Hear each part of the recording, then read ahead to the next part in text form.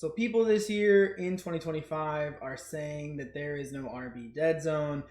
I hate to be the bearer of bad news, but you're just wrong. So if you don't believe there's an RB dead zone, take care, have a nice day, no hard feelings.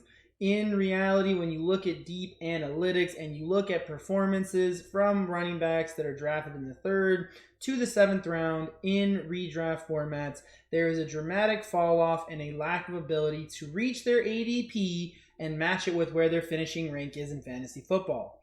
So whether you like it or not, the middle of the rounds is going to be a point in time where you are taking more risky shots on running backs who usually, by and large, are not going to perform and live up to where they're being drafted. So what do we do about this? Who do we avoid? Who do we draft in the RB dead zone, which we're going to clarify as rounds 3 to 7 for this coming season? Okay, so first off, we're going to be looking at consensus rankings across redraft platforms in general. So starting off, the first person who's going at the beginning of the 3rd round, it is going to be none other than Chase Brown.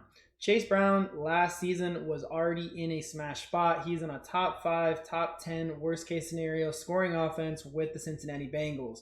Chase Brown was not able to really start taking over until around week 4, week 5 when Zach Moss actually injured his neck. At this point in time, the Bengals have cut Zach Moss. They drafted some guy later in the rounds.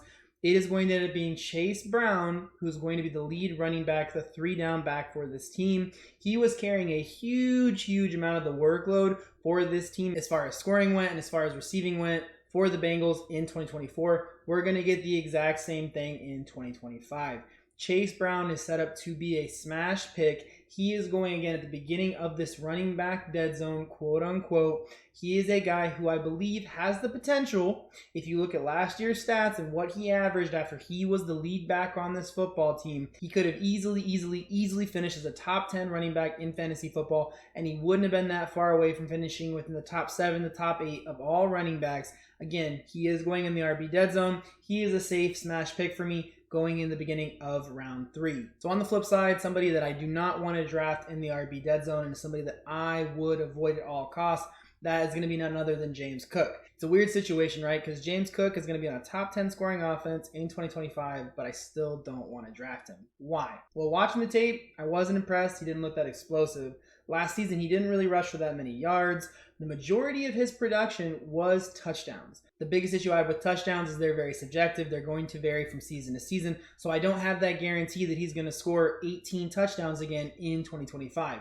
He still only barely finished as an RB1 in fantasy football, and the majority of that was because of his touchdown production. If we reduce his touchdowns by even half, he starts to fall to more of the middling ranks of an RB2. It's pretty hard for me to draft James Cook because you're taking him about a half a round later than you're taking Chase Brown. Chase Brown legitimately next season has easy top 10 upside. I do not think that we're going to see the exact same level of production from James Cook in 2025, mainly the touchdowns, which means that he's going, again, right after him, but he is realistically going to finish more as a middling RB2, maybe towards the bottom of an RB2 range next season. He is not going to pay off his draft position. He is what we call an RB who's living in the dead zone. The next person for me that I will be drafting all the time and smashing the button on is going to be Chuba Hubbard. When we look at the Panthers, they're not going to be anything gaudy, but they are going to be able to take a step up and become more of a league average scoring offense in 2025. Bryce Young is going to take a small to a large step up, so quarterback play is going to be elevated. Tedero McMillan is going to elevate this passing offense and help Bryce take that step up. I'm expecting that the rest of the receiving core in general is going to be able to elevate a little bit as well. They've improved the offensive line. The Panthers are going to be a better offensive unit in 2025. Their defense has also pretty much been where they spent the majority of their draft picks, majority of their capital in the offseason and the moves that they did make.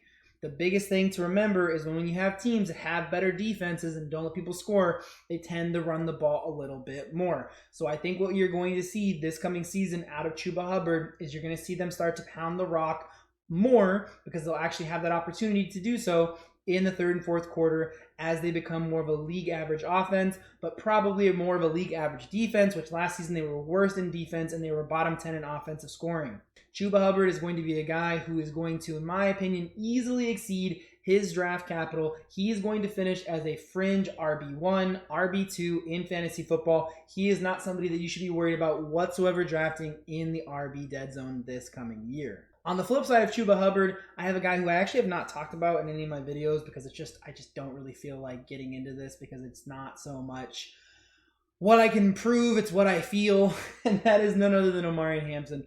I'm out on Omarion Hampton. I have not taken him a single time in any of my drafts, whether it's been real drafts or mock drafts.